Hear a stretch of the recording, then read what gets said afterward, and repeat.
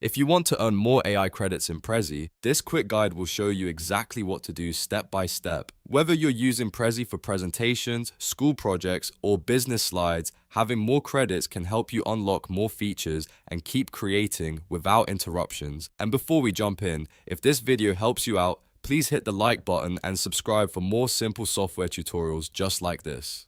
Alright, let's get started. First, log into your Prezi account using your normal sign-in details. Once you're inside, wait for the dashboard to load fully. When the dashboard opens, take a look at the top right corner of the screen. You should see a credits icon with a number next to it. That number shows how many credits you currently have available. Go ahead and click on that credits icon. This will open up your credit options and show you the different ways you can get more. From here, you usually have two main choices. The first option is to upgrade your plan. If you need more credits on a regular basis, this can be the fastest way to get additional access and keep your workflow moving.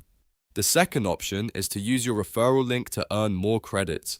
This is a great free method if you want to build up credits without paying extra. Click the referral option, then copy your personal link. After that, you can send it to friends, classmates, co-workers, or anyone else who might want to join Prezi. When they sign up through your link, you may earn more credits depending on Prezi's current referral program. So the key here is to share your link with as many relevant people as possible and encourage them to join. If your goal is to get more credits for free, referrals are often the easiest way to do it. Just make sure you check the current terms inside Prezi, since credit rewards and referral offers can change over time. And that's it!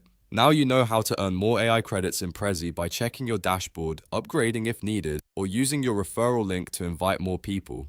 If this tutorial helped, don't forget to like this video and subscribe to the channel for more easy step-by-step software guides. Thanks for watching, and I'll see you in the next one.